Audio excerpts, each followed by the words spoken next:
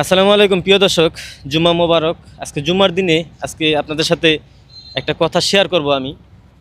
তো আমি একটা কাজে গেছিলাম, ওই কাজে যাওয়ার সময় নামাজের সময় হয়ে গেছে। কাজের থেকে আসার পথে একটা রাস্তার পাশে মসজিদে নামাজ পড়ছি। তো নামাজ পড়ার সময় ইমাম সাহেব বয়ানের ভিতরে যেটা বলল যে তাদের একটা মসজিদের টয়লেটের দরজা চুরি হয়ে গেছে। তো আমাদের এই বাংলাদেশ এমন একটা দেশ যে মসজিদের দরজা পর্যন্ত চুরি হয়ে যায়, তাও আবার মসজিদের, কোনো বাড়িরও না। তো এরকম যদি পরিবেশ আমাদের বাংলাদেশে হয় বর্তমানে, তো সামনের ভবিষ্যতে কী হইবে আমি নিজেও জানি না।